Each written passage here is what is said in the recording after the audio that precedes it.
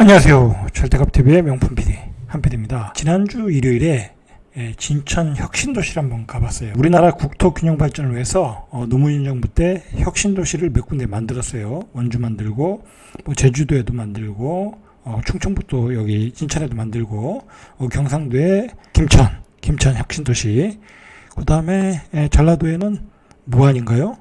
거기 혁신도시 만들었죠. 자, 그러면서 공공기관을 이전을 하고 산업단지를 조성해서 지역균형 발전을 깨워보자, 지역균형 발전을 이루어보자 라고 노무현 정부 시절에 만들었는데, 자, 그게 잘 이루어지고 있나? 자, 문제점은 없나? 자, 그런 점을 한번 체크해 보기 위해서 한번 가봤어요. 이게 문제가 뭐냐면은, 지금 대한민국은 2030년이 가면 부산만한 그 도시 하나가 없어질 정도로 인구 감소가 급격하게 이루어진, 그런데다가 우리 산업 구조 자체가 제조업에서 4차 혁명 산업, 어떤 반도체, 혁신, 인터넷 사업으로 무게중심이 옮겨가면서 산업의 그 집중화가 서울 수도 집중화되고 있어요. 자, 그리고 그나마 있는 그 제조업 공장들, 창원이나 울산이나 있는 공장들이 이제는 무인화되고 있다라는 거예요. 무인화. 그러니까 자동적으로 지방 도시는 인구가 감소되고 있는데 그 공장 자체도 또 무인화돼서 계속해서 인구가 감소되고 있다라는 거예요. 아주 심각한 문제예요, 지금. 자, 그래서 얼마 전에 삼성전자가 2030년대에는 공장을 무인화하겠다라는 얘기예요. 왜냐면 이제 그나마 삼성전자는 평택, 천안 그 밑으로는 없잖아요. 그죠? 그 밑으로는 없는데도 불구하고 인력 수급이 어렵다라는 거야. 이제 어렵고 힘든 일은 안 한다는 거야. 1년에 지금 현재 태어나는 인구가 30만밖에 안 되잖아요. 자, 우리 때는 100만이 넘었어요. 그게 지금 3분의 1, 이 토막이 난 거야. 자, 그러니까 당연히 이제 그 공장에서 힘들고 어려운 일들은 안 할 것이다라는 거예요. 그 예전에 이제 그 반도체 공장이나 LCD 공장 같은 데서 그 여학생들이 졸업을 하고 그곳에서 근무하다가 백혈병에 걸리고 그랬잖아요. 자, 이제 그런 일들을 안 하겠죠. 할 이유가 없겠죠, 이제. 자, 그러니까 삼성전자도 무인화를 서두르고 있는 거예요. 잠깐 딴 얘기해 보면 삼성전자가 이제 무인화한다는 얘기는 이제 그 삼성전자 부근에 있는 어떤 상권은 많이 죽을 수 있어요.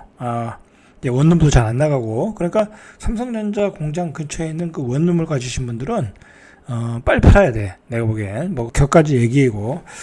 자, 어쨌든 1억 신도시를 만들 수밖에 없는 어떤 상황이다. 안 그러면 지방은 자동적으로 그 소멸되는 곳도 많고, 그 다음에 이제 광역시 자체도 인구가 대폭적으로 줄어들고, 그리고 우리나라의 그 정책 자체가 이게 이제 투표잖아요. 민주주의니까. 투표다 보니까 제일 많은 곳이 서울 수도권이야. 그러니까 서울 수도권의 어떤 표심을 의식하지 않을 수가 없어요. 자, 그래서 모든 정책이 서울 수도권으로 집중되는 거야. 그러니까 GTX도 만들고 경기도에 신도시 만들면서 대한민국의 지방에 있는 인구들이 다 수도권으로 좀 몰려가고 있는 거예요. 지금 심각한 게 젊은이들이 대학을 입학할 때도 서울 수도권으로 몰려가고, 이제 인구가 줄어드니까 지방에 있는 대학은 신입생 받기조차도 어려워. 근데 거기서 졸업하는 애들 자체도 이제 다 서울 수도권으로 직장을 찾아서 올라간다라는 거예요. 자, 그러니까 이제 심각한 상황으로 가고 있는데, 사실은 그거에 대한 어떤 그 대책을 전혀 마련하지 않고 있어요. 왜냐면 아직도 그 서울 수도권에 인구의 50%가 몰려 있다 보니까 그곳에 표심이 다 있다 보니까 윤석열 정부에서 국토균형 발전을 위해서 처음에 인수위에서 국토균형 발전 무슨 대책을 위해서 어떤 그 특별 부서를 만들어 놨는데도 불구하고 그 뒤로 나오는 얘기가 없잖아요. 그죠? 대통령 직무실도 그냥 물 건너간 얘기가 된 것 같고, 국회의사당 들어올 때 만들겠다고 그러는데 그건 임기 끝난 다음에 되는 거잖아요. 그죠? 자, 그리고 지금 조금 더 얘기를 좀 진전시켜 보면, 지금 이제 윤석열 정부에서 집중적으로 그 육성하려고 하는 게 반도체 업계의 또 요구도 있고, 반도체의 인력이 모자르다. 대한민국은 반도체가 거의 세계 1위, 2위인데 이제 사람이 모자르는 거야. 자, 그래서 증원을 해달라. 대학교에서 증원을 해달라. 자, 그런데 반도체 인력들을 유치하기 위해서는 대학이 어디 있어야 되냐? 서울 수도권에 있어야 되는 거야 또. 자, 그러니까 또 지방에 있는 총장님들이 또 들고 일어났고, 이게 참 여러 가지 딜레마가 있어요. 이게 또 반도체 공장이라는 것은 청주가 또 마지노 노선이에요. 마지노 노선. 실질적으로는 평택이 마지노 노선이고, 청주도 거의 뭐 서울 수도권에 가깝다 보니까, 거기가 마지노 노선이다 보니까 인재들이 그 이 밑으로는 또 내려가려고 하지도 않아요. 반도체 공장을 구미에서도 한번 유치했지만은 전혀 어떤 반응이 없잖아요. 이제 청주도 안 돼. 하이닉스 제2 공장을 청주에 유치를 하다니까 그것도 안 됐잖아요. 안 돼가지고 용인으로 갔잖아요. 자, 그 정도로 국토 균형 발전이 지금 심각한 문제다.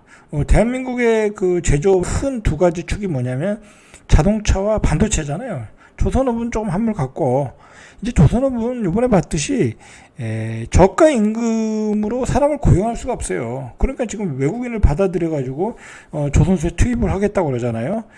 자, 어쨌든 반도체와 자동차인데, 반도체와 자동차가 다 어디에 있느냐? 자, 바로 화성까지가 화성 평택까지가 마지노 노선이야. 그것도 이 밑으로 또 내려오지도 않아. 뭐 서산 같은데 조그만 공장이, 울산이나 뭐 저기 군산이나 저기 어디야 광주나 뭐 공장이 있지만은 대부분의 공장들과 연구소는 화성, 수원, 뭐 거기 근처 평택 그 라인까지밖에, 그 라인에서 다 끊어진다라는 거야. 자, 그만큼 심각한 문제라는 거예요. 자, 그런 관점에서 우리가 이 혁신 도시가 제대로 만들어지고 있는가라고 한번 살펴볼 필요가 있어요. 그래서 그 혁신 도시를 신청할 때 진천에다 신청을 했어요. 이 진천이 지금 현재 인구가, 이 혁신 도시의 인구가 한 3653명, 뭐 3만 명 정도면 적은 편은 아니에요. 자, 그 다음에 2007년도에 시작해서 2013년도, 2021년도까지, 자, 2013년도부터 2007년부터 2012년까지는 1단계 태동기, 2013년도부터 2020년도까지는 확장기, 산학연 정착 단계, 그 다음에 2021년도부터 2030년도까지는 혁신도시의 어떤 성숙기 단계, 뭐 이제 그렇게 분류를 하고, 지금 이제 아파트가 거의 다 들어섰고, 기관들도 다 들어섰어요. 자, 어떤 기관이 들어섰냐면 바로 이런 것들이 들어섰어요. 한국통신정책연구원, 뭐 법무연수원, 국가공무원 인재개발원, 한국교육개발원. 자, 이게 가만히 보면 법무연수원, 뭐 이거 근무하는 사람이 있겠어요? 연수원인데 일자리 효과가 없겠죠? 일자리 효과가 없는 거, 이런 거. 자, 국가공무원 인재개발원, 이것도 마찬가지로 무슨 뭐 교육기관이잖아요. 연수기관이잖아요. 그렇다 보니까 여기도 또 근무하는 사람들이 별로 없어. 한국교육개발원, 이것도 마찬가지고. 자, 그러니까 이게 지금 그리고 이 진천 혁신도시는 또 뭐가 문제냐면, 보니까, 자, 여기가 지금 진천 혁신도시인데, 자, 가만히 지도를 보시면, 이게 문제가 뭐냐면, 충청북도에서 이제, 이곳이 입지가 제일 좋다고 해서, 이곳에 신청을 했는데, 충청북도 입장에서는 서울 수도권과 가까운 곳에 혁신도시를 만들자, 가장 입지가 좋은 곳에, 그런 취지에서 자, 이곳의 입지를 선정한 거예요. 자, 그런데 자, 이곳의 입지를 가만히 보면, 자, 천안이 굉장히 수도권하고 가깝고 좋거든, 입지가. 자, 그런데 천안보다도 더 수도권에 가까워. 자, 이걸 우리가 잘 봐야 돼요. 자, 보면은 진천 혁신도시는 횡으로는 중부고속도로 타고 가면 서울이 가까운 거야. 뭐 분당, 강남 이런 데 가깝잖아요. 자, 그리고 횡으로는 여기 안성, 평택. 자, 이 접근성이 좋아요. 자, 이렇게 되니까 수도권 규제 때문에 밀려 나오는 공장들을 이곳이 다 받는 거야. 이곳에 다 유치를 할 수 있는 거야. 기존에 이제 산업단지들이 이곳에 많이 형성돼 있었고, 기본적으로 입지가 좋으니까. 뭐 천안도 마찬가지고. 자, 그래서 이 진천 음성 이쪽을 보면은, 자, 보시면 이렇게 산업단지들이 많다. 여기 공장들이 굉장히 많아요. 기본적으로. 자, 여기 공장 있고, 이렇게 또 곳곳에 공장들이 많다. 여기도 많고. 자, 이런 입지라는 거야. 자, 이런 입지에 혁신도시를 유치했다는 거야. 자, 그렇게, 이게 이제 무엇이 문제냐면, 자, 여기 혁신도시에 들어온 그 공공기관에 다니시는 분들이 이렇게 되니까 서울 경기도권에서 출퇴근을 한다는 거예요. 여기 이 거주하는 비율이 17.8%인가? 그거밖에 안 돼요. 제가 이제 세종시와 비교를 해보면, 세종시는 이 거리 자체가 서울에서 출퇴근할 수가 없는 거리야. 세종시는 서울에서 출퇴근할 수가 없는 거리야. 고속도로가 뭐 바로 연결돼 있는 것도 없고 다른 뭐 지방과 다른 광역도시와 이렇게 가까운 거리가 없어요. 뭐 대전 빼고 뭐 대전에서 다닐 바에 그냥 세종에서 하는 거니까. 자, 그렇기 때문에 세종은 그 공무원들이 굉장히 거주 비율이 높아요. 뭐 이제 지금 들어오는 신입사원 뭐 직원들은 거의 세종에 근무를 해요. 자, 그런데 여기는 지금 진천 혁신도시는 이제 문제가 뭐냐면 예를 들어서 동탄에서 이 혁신도시까지 거리를 찍어보면 1시간 한 7분 정도에 다닐 수 있어요. 그러면 동탄에서도 다닐 수 있다라는 거야. 뭐 여기는 사실 뭐 가보면 상권이 거의 없어요. 굉장히 약하고 백화점도 없고 제가 보니까 뭐 이마트도 없는 것 같더라고요. 이마트도 없고 큰 슈퍼도 없고 이마트도 없고 굉장히 불편한 게 많아요. 뭐 그리고 뭐 교육 요건이야 뭐 당연히 안 좋을 거고 뭐 학원가라는 게 발달이 안 돼 있으니까 아이들 키우기에는 그렇게 좋진 않아요.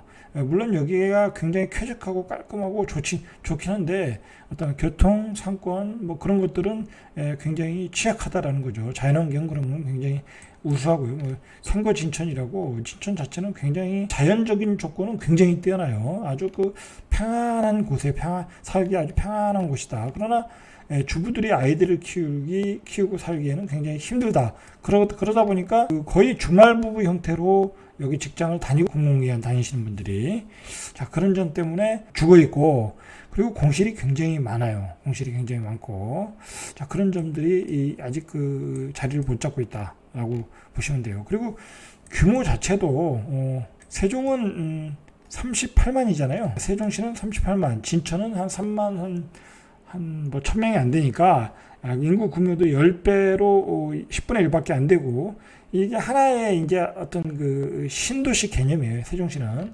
신도시 개념이라고 볼 수 있는데 진천 혁신도시는 아직 그 신도시라고 하기에는 규모가 너무 작아요. 너무 작다. 하나의 그 택지지구보다는 조금 큰 어떤 큰 택지지구 정도. 자 그러다 보니까 상권들이 여러 가지 불편한 게 많다. 뭐 사람들이 그 외식도 하고 막 그래야 되잖아요. 먹거리도 있어야 되고 그러는데 그럼 외식할 때 그런 데가 전혀 없는 거야. 전혀 없는 거야. 그러니까 굉장히 불편하겠죠. 그렇다고 그리고 이제 이 진천 혁신도시를 보면 자, 여기에 이제 주거단지와 그다음에 이제 공공기관, 그다음에 이쪽 사이드에 산업단지들이 있어요. 산업단지들. 그리고 주변에 이제 산업단지 이런 데도 산업단지가 많고 자, 이런 것들이 이제 다 산업단지잖아요. 산업단지인데 여기에 이제 근무하시는 분들이 외국인들이 많아. 외국인 노동자들이 이제 지방에서도 내국인 노동자를 공장에서 고용하는 것이 쉽지가 않아요. 근무하는 사람들이 별로 없어. 근무하려고 하는 사람들이 없어. 여기서 주는 임금보다 더 많은 임금을 더 편한 직장에서 주니까 이런 데 근무하려고 그러지 않아, 이제.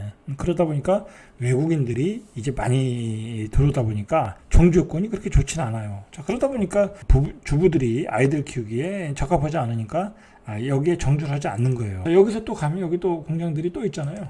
자, 이런 공장들. 자, 이렇게 공장들이 있어요. 자, 자연환경은 굉장히 뛰어나요. 자연환경은 굉장히 좋다. 자, 여기가 이제 법무연수원이고, 자, 여기가 중심상권이에요. 이제 중심상권. 자, 여기도 이제 문제가 뭐냐면, 여기에 근무하시는 분들이 정주를 안 하다 보니까, 이 아파트에 들어오시는 분들의 대부분이, 바로 이제, 주변 도시에 사시는 분들이 들어오는 거예요. 예를 들어서 인천 음성 이제 그런 도시에 구도심에 사시던 분들이 이곳으로 들어오더라 이거. 구도심보다 여기가 나니까. 자 그러니까 구도심이 또 죽는 거야. 구도심이 죽고 이 새로운 그 혁신도시가 또 혁신도시로 몰리는 거야. 이 대전에서 세종으로 이사 오듯이 이런 그 혁신도시도 구도심으로 몰려온다. 공공기관 다니시는 분들이 새로운 인구들이 들어와서 정착을 해야 되는데 그게 안 되고 있더라는 거예요. 이 진천 혁신도시 같은 경우에는 거주율이 떨어지는 점 때문에 어떤 도시의 성장에는 한계가 있을 것 같아요. 그러니까 충청북도 입장에서는 입지 선정에 좀 실패한 것. 땅이 서울과 거리를 두었어야 되는데 너무 서울과 가까운 거리에 두다 보니까 도시가 발전하는데 한계가 있겠더라. 왜냐하면 그 지역에서 근무하시는 분들이 살아야 그 도시가 계속해서 확장할 수 있는데 그렇지 못한 점이 있고, 그 다음에 뭐 공공기관이 이전한다는 것은 이제 다 된 거고 더 이상 들어올 수가 없는 거고, 이제 결국은 이제 산업도시가 되는 거거든요. 공공기관을 중심으로 자리를 잡고 더 확장 단계는 더 많은 산업단지를 유치하는 거거든요. 뭐 이제 충청북도에서도 그런 생각으로 했는데, 물론 이제 더 많은 산업단지들이 들어올 가능성은 있어요. 주변에 이제 막 어떤 그 주변의 땅들이 도시개발 형식으로 어떤 산업단지와 아파트단지, 상업단지를 넣어서 계속 개발을 하더라고요. 개발을 해서 그 산업단지들이 커지는 건 있는데, 이게 붙어서 개발을 해야 되는데, 이 붙어서 개발을 또 못해요. 땅값이 또 비싸니까, 주위 혁신도시 주변 근처는. 그러니까 이런 식으로 이제 난개발이 되는 거야. 이런 식으로 여기 이제 이렇게 새로 택지지구를 만들잖아요. 이런 식으로 이제 난개발이 되는 거야. 그러다 보면 어떤 도시가 개구리 널뛰기식으로 되다 보면 또 어떤 그 서로의 그 인접 효과가 떨어져서 어떤 그 굉장히 불편함이 있어요. 산업단지로서는 산업단지들은 많이 들어올 가능성은 있어요. 워낙 서울 수도권에 그서 밀려 나오는 그 산업단지들을 받아줄 수 있는 그런 좋은 입지 그런 쪽으로 이 도시는 발전할 가능성이 많아요. 이 도시는. 그러나 결국은 여기 산업단지가 만들어져도 결국은 요즘은 이제 일자리 창출 효과는 떨어진다. 이제 자동화 시스템이고, 그 다음에 이제 내국인들이 일하는 게 아니라 이제 외국인 노동자들이 와서 일하는 그런 공장의 어떤 시스템으로 돌아가는 공장이기 때문에 그런 한계가 있다고 저는 봐요. 자, 그리고 이제 아파트는 예전에 2020년도에 여기가 이제 그 2억 5천 정도에서 이제 바닥이었는데, 요즘은 이제 좋은 것들은 한 4억 2천까지 올랐어요.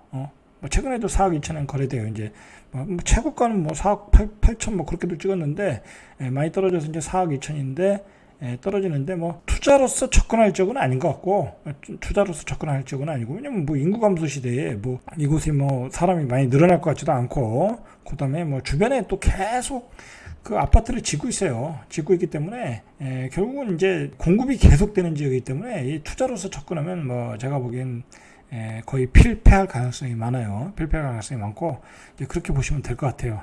자, 오늘 여기까지 이상 절대값 TV의 명품 PD 한 PD였습니다.